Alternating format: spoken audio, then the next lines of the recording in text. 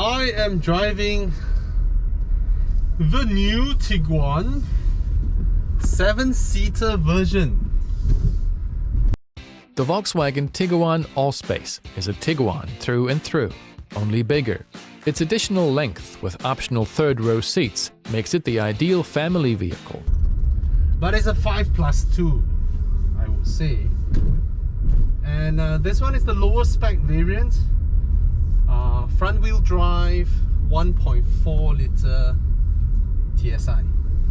Now this car suddenly competes in a market that used to occupied by the Nissan X-Trail, the one and only mid-size SUV with a 5+2 configuration. Suddenly, the Tiguan comes in with a longer wheelbase, with an extra 2 seats at the back. And now we have the CX-8, the Mazda CX-8, also in this category. And a very interesting one, the old Peugeot 5008, which used to be a mid-size MPV or a compact MPV, if you want to see how you want to define it. The replacement of the highly successful Peugeot 5008 has become an SUV-ish car that is based on the 3008, a lengthened version. Basically, they have cancelled the 5008, but they call the extended wheelbase version of the 3008 with 2 seats added, and that one is now called the 5008. Yeah, so it has been replaced. Anyway, like all Volkswagens, they drive well. Immediately you go up the car, you start the car, you start doing some low speed driving, you turn the steering wheel and the front just tracks really well. You know you're in a Volkswagen platform car. It is very, very evident. You can blindfold me, put me in this car and drive me around, and I can roughly tell it's a Volkswagen, right? Dashboard wise, Volkswagen dashboards is now one of the most conservative interior dashboard. Is almost as conservative as Subaru when you think about it, right? Speedo, aircon vents, infotainment, controls, some storage here, gear lever, cup holders, armrest. It's something that is just, it's almost like their Bible, right? They can never go out of this. They won't do something extraordinarily different, like how the new Mazda 3 interior, which is just beautiful, and Volkswagen has kept to this, right? This format is easily understood by any car owners that goes up a Volkswagen for the first time. Everything is self-explanatory. You don't need to find things, you don't need to fiddle with many things, and you'll be able to understand everything immediately. So, yup. The car remains quiet, just like any Volkswagen platform cars. Rides pretty well. They all ride well. Okay, a little bit pothole, they ride okay.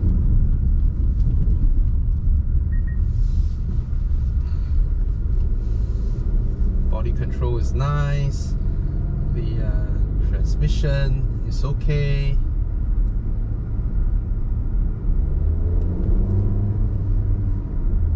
Yeah, that's the thing that, you know, just now I wanted some acceleration and there's nothing, and then there's a lot.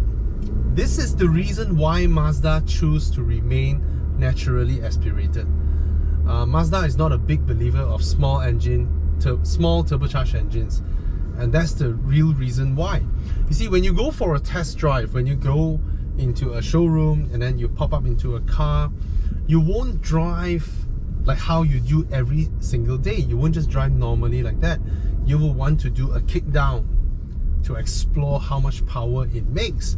And the only thing you'll be able to point out in this kind of car is probably the turbo lag, right? You go up there and then you go into the car, you found an empty road, or the salesman found an empty road, and he asks you to floor it. And then the car pulls, and then it continues accelerating, and then you'll be like, wow, that's good for 1.4, 1.5. It makes that kind of power, is nice, it's good. But on everyday drive, sometimes you just want to continue accelerating. You don't need a huge push coming from behind. You just want to keep up to traffic, and this is one thing that a small turbocharged engine won't be able to do relatively well in this kind of environment. It will jerk you and just push you along. That's just how it is, right? The turbo doesn't spool, then there's not much of power, and then when it spools, it pushes you a lot, which you will not be able to detect when you are doing a test drive.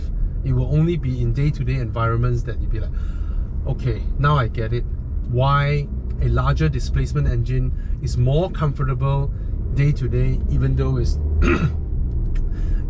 non-turbocharged. That's the difference. That's just how it is. But overall, it's quiet, it's comfortable. It no longer feels that different to a normal low-end car. What I mean is, all the cars has been improved. Every single car has improved dramatically in the past 10 years in terms of how they're built, in terms of the material that they're using, the infotainment stuff that you get. They have improved by a huge margin. So cars that are this in between, you know, not premium, not mass market, the differences that they have in between them has gotten smaller and smaller. Okay.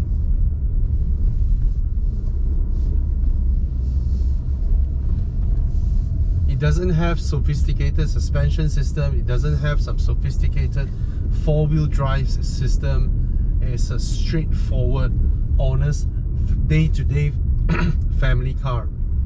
Because not everybody needs four-wheel drive. Not everybody needs a lot of power. I'm now on a slanted road like this. I've just shifted into reverse. I do not have auto hold. Let me release the brakes.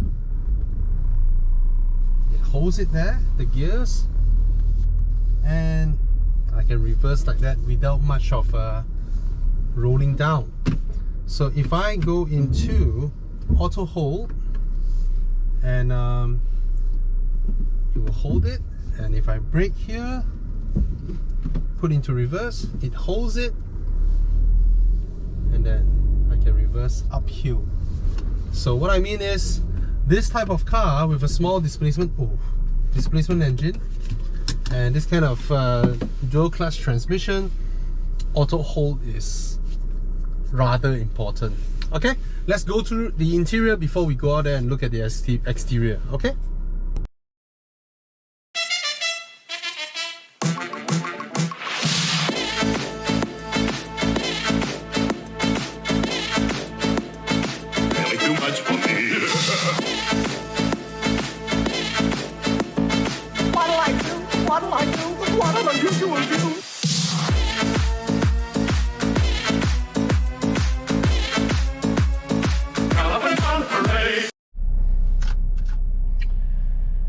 Okay, in the driver's seat, here is the door lock and unlock button. It's only available on the driver's side. And then down here you have the usual stuff, right? Your side mirror controls, turn this to left and right, put it in the middle like that, turn it all the way to retract them. Alright, and then you can unfold them. And if you turn it all the way here, you start the heating. A rare feature in this segment, but an important one for European market.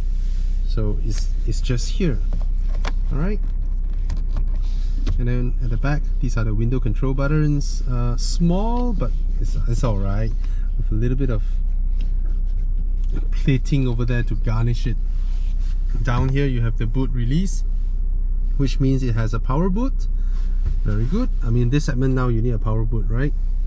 Here, the usual European car light controls. Alright, they're over here. Push it in or pull it out to go to the left. Wait.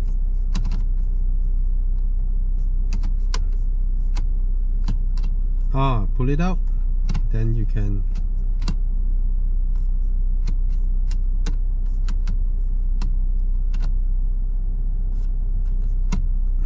interesting mechanism. I do not know how to do that. So you can't pull here, but here you can pull, and then you can pull another level. Maybe that's why they changed to the button type. More easily understandable from Japanese car makers, car owners. How come this one there's a resistance there? It's not padded or whatever, it's just straightforward. Right. So if you go to a Volkswagen in this generation, you will feel a very big difference in terms of the overall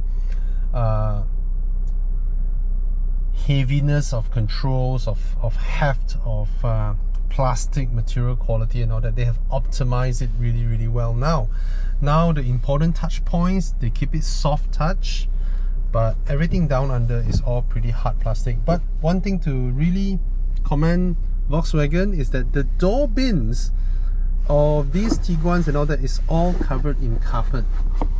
Very good. It gives you a different sensation when you touch it, and even when you put things inside, it's padded as opposed to being like slushing around and making a lot of noise. Okay, it's leather here, but it's not covered with a thick layer of foam inside, so it's a flat, very flat. Right, you can hear that leather behind is plastic. Okay, steering wheel. This steering wheel has been with Volkswagen for many years. Alright, thin rimmed, very tightly wrapped so that it doesn't feel like there's a layer of squidgy, nice holding foam as opposed to BMW steering wheels. But it's alright, no complaints. And this is actually okay for ladies, because ladies with small hands will find this way easier to hold as opposed to BMW's very thick rim. Okay, over here you have the aircon vents, you have the hazard lights, and then controlling the aircon. No surprises there. Here looks like a hidden compartment, interestingly designed to look like a speaker or something, but it's actually a hidden compartment for contrabands, maybe. Okay.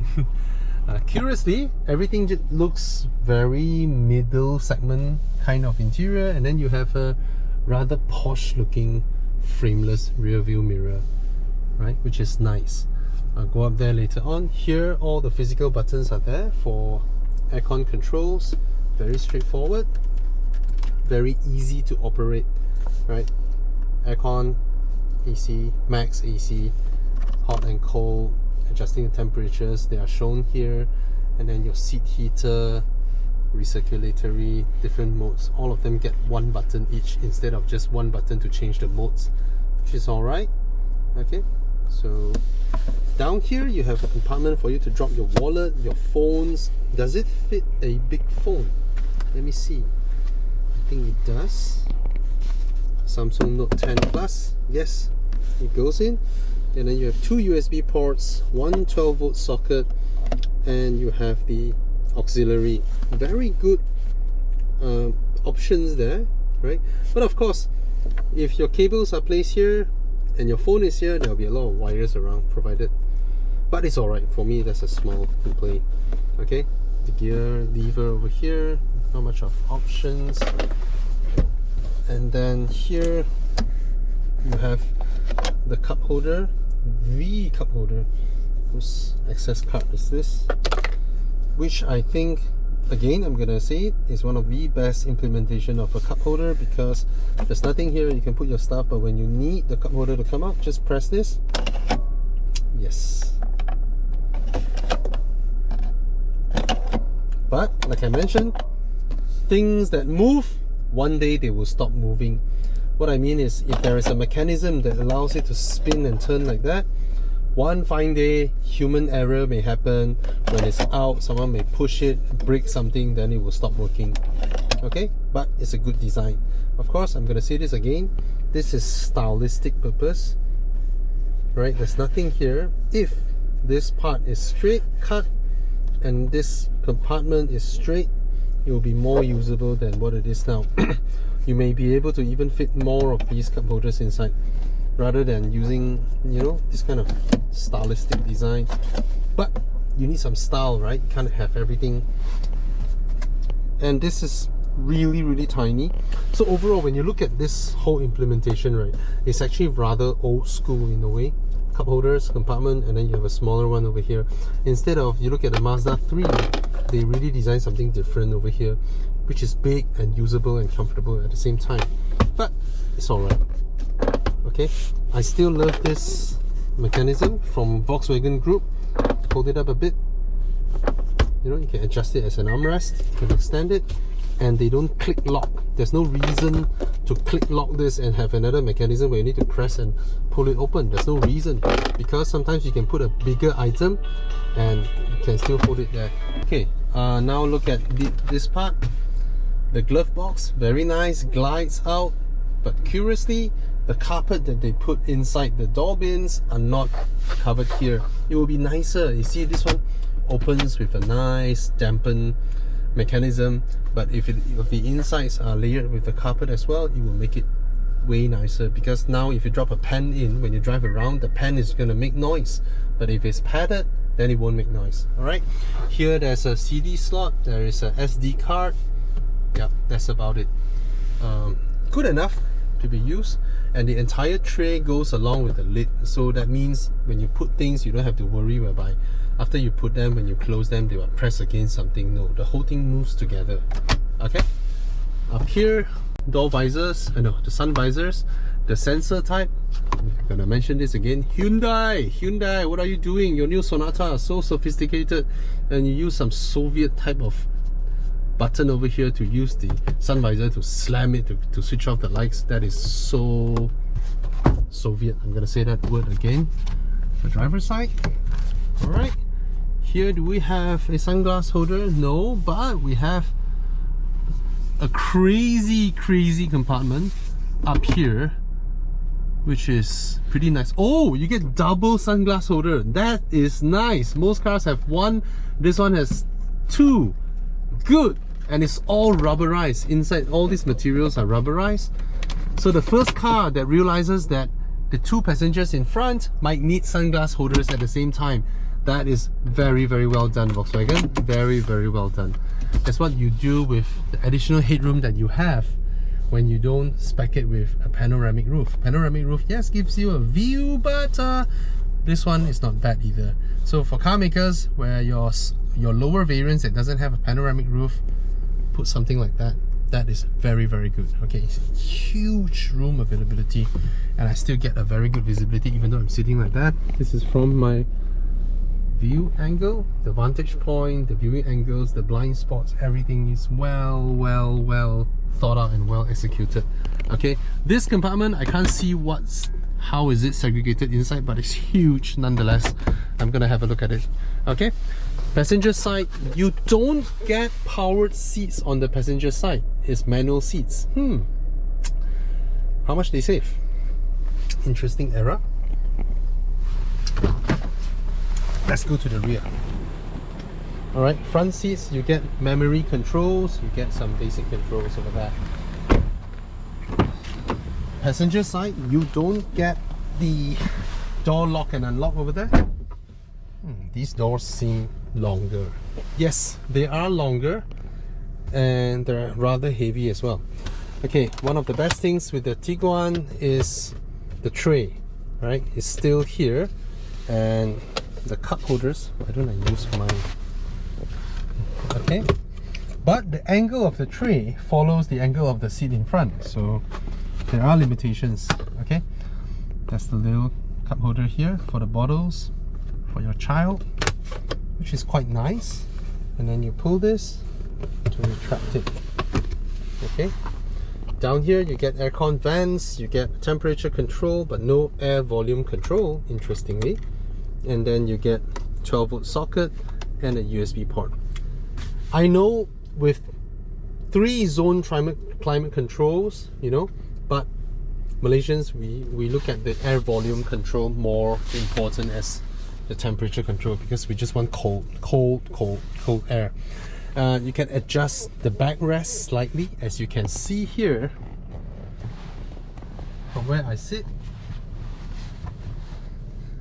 It's already considered comfortable. It's a bit straight, okay? I get good headroom and all that, but I can still pull it and lower it, right? And I believe I can slide the seats because there are 2 seats being hidden at the back there. So later, let's explore it. But overall, I'm seated rather high, perched up high, even for my height, right? And the bench is alright. Down here, you can see that there's a lot of room for my legs, which means, can I push my seat further? No, that's the max.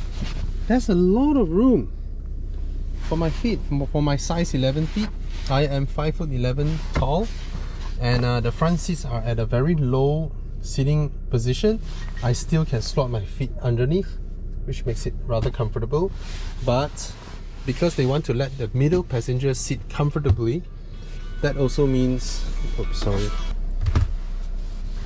Okay, so that's the armrest for the middle passenger.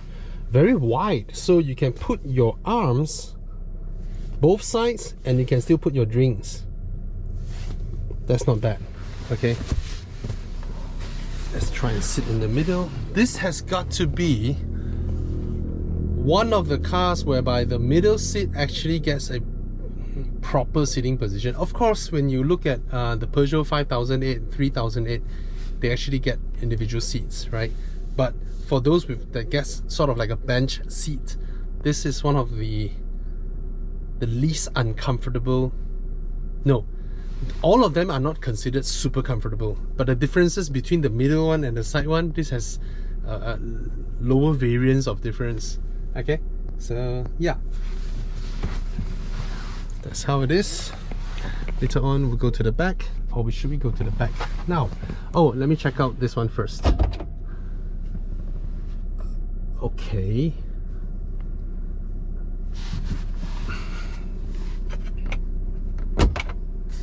so they just segregate it like that. You can put sunglasses in if you want to, but you can put other stuffs as well.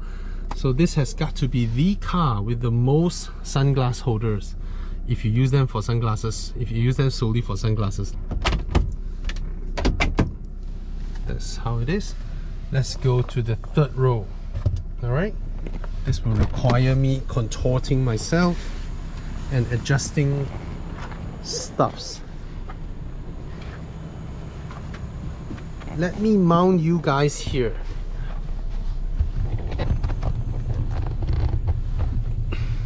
Okay.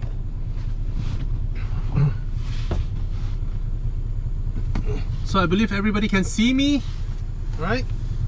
Let's move these seats slightly. I think this is a good balance between front and back. Then the middle row will be very, very tight. But that opens up enough space. Okay, let's move to the back. Thank God that the brothers on the rise now. Endless celebrations all in my house. Levitating now, I'm super duper fly now. London boy, but DC where I reside now. Put the time in while you always yelling time out. And if you quit it, cause I know I'm coming with it. You were sitting, you were wishing I was handling my business. Now I got the ball like Harry Potter playing Quidditch. And my business is humongous, you would think that happens in there. Damn man, I'm all that, yeah, I'm all that. Working for that whip, yeah, that what you call that. I'ma blow up in the summer, have them yelling fall back. And I've always been ahead like an effing ball cap. Man, I came in the game like, whoa. Got a couple chains on me cause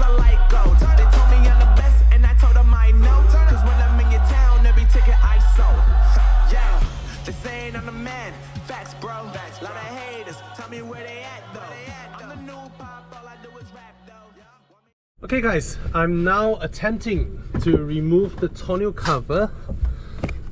Oh, there are some nice grooves at the back there to retract this. And then I need you guys to look at this. This compartment here, you can lift this up and it will stand there. And the tonneau cover should go in perfectly underneath this compartment. Voila. Alright, and then you look over here is where I will now fold up the seats with this strap. A little bit of a weight there. I mean, if they... Oh, this comes off a little bit. These straps, right, if they mount it, these are static straps. That means there's no mechanism at the back. Mounting it here means I need to exert a lot of force, right? But if they mount it here, it will be easier for me to pull it up with less force, but that also means the length with which you have to reach out from standing over here to reach here will be a lot further for people who are shorter. So I understand why they designed it that way. And then now we have some proper rear seats. I believe you need to raise the headrests. Right? You need to raise up the headrests in order to sit comfortably. And I shall now attempt to climb in.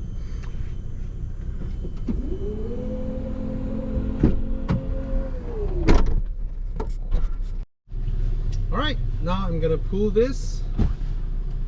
It tumbles forward. Is that all? Okay, that is all, I believe.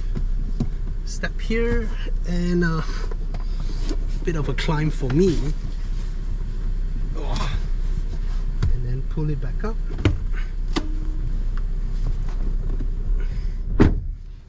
Sorry, the mosquitoes. Okay, let me show you guys how I fit back here. Hi guys. Yeah. My head can't even go far back enough to touch the headrest because it's already blocked by this part. And for my legs, it's not elegant. Sorry for my fat legs, huh? And another thing I noticed, the air vents on the bottom row is actually pretty low. So at the back here, actually technically there are not much of ventilation, but of course I've lowered down the air conditioning. I'm sure if you blast it, it should be able to travel around the entire car. But again, these seats are really for kids. So if it is for kids, you don't even need to even raise the headrest anymore, because if it were for kids, yeah, and it's very straight, very small. These are tiny toddler seats, very small, but they get their own set of seat belts. And from my experience, kids love climbing to the back of these cars. Okay, so barely acceptable for an adult like me, 5'11", but if it is a kid, you don't have to shift the front row that front in order for the rear passengers to...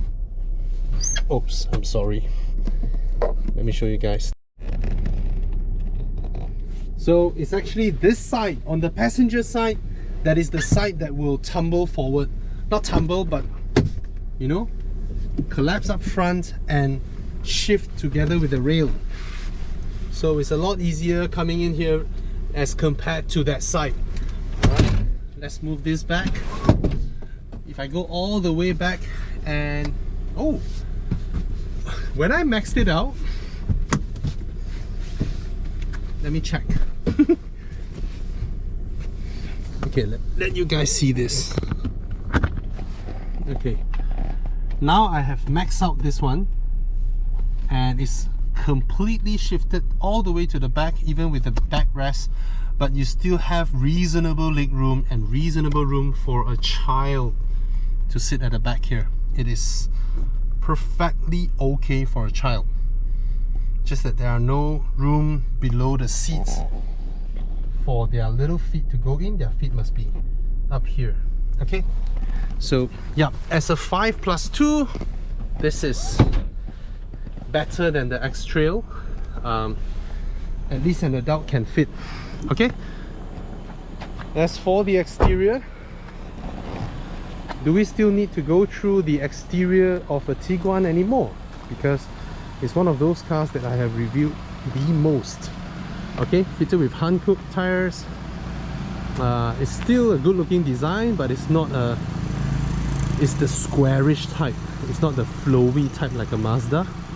Okay, good color here. This color combo is good. And honest prices now, not like those days.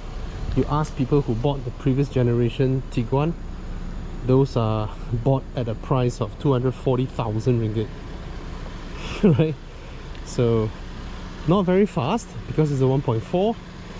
2 litre will get you a lot more performance, but this one is about 40,000 ringgit cheaper. Okay, 1.4 TSI. Alright guys, that's my review of this car.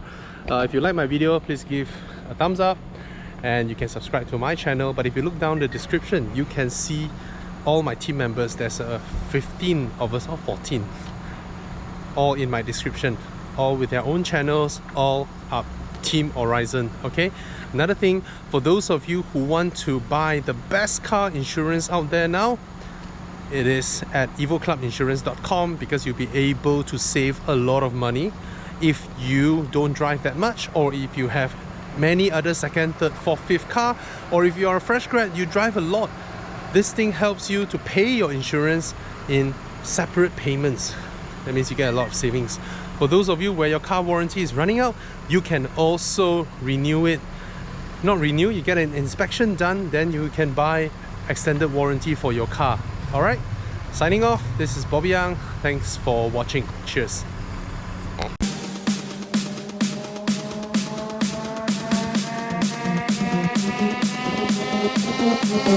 Thank you.